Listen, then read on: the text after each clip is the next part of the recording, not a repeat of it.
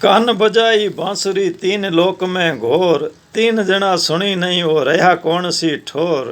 कान बजाई बांसुरी वो तीन लोक में घोर, तीन जना सुनी नहीं रहा कौन सी ठोर। नमस्कार मित्रों, पिछले दिन मैंने एक ये प्रश्न पूछा था कि कान ने जो एक बांसुरी बजाई थी, उस बांसुरी की तान तीन लोकों में सुनी गई, लेकिन तीन ऐसे लोग थे जिन लोगों ने वो तान नहीं सुनी। वो तीन लोग कौन से थे, ये प्रश्न पूछा गया था। ये एक पारंपरिक प्रश्नोत्तरी है।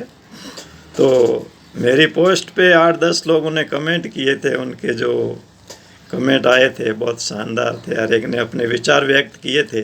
4-5 लोगों में से राम स्वरूप दायल, देवपुरी भाई जी, सूरजपुरी सहजावत, श्याम सिंह जी भाटी, रहमतदान उज्ज्वल, सागरदान बारट, कंवर राठौड़, CR भींचड़, इन सभी को हृदय तल से आभार, धन्यवाद आप लोगों के हृदय उद्गारों के लिए। लेकिन जो सही जवाब देने वाले थे वो दो नाम आए थे, सांग सिंह जसोड़ और जेठाराम जी पंवार।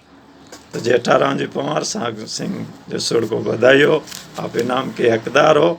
इनका जो सही जवाब वो ये था कि शेष रहो श्रवण बिन राहु रहो सिरहीन, काग भसुंडी मोह बिन तान सुनी नहीं तीन। शेष रहो श्रवण बिन राहु रहो सिरहीन, काग भसुंडी मोह बिन तान सुनी नहीं तीन। इन तीन लोगों ने तान नहीं सुनी थी।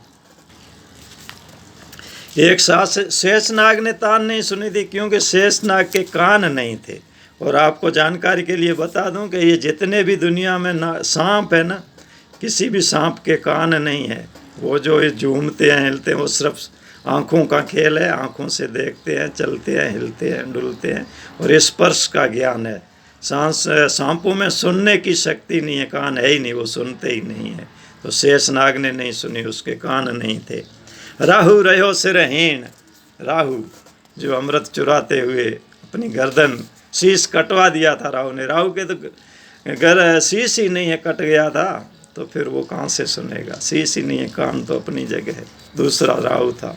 और तीसरा काक भसुंडी मोह बिन तान सुनी नहीं तीन।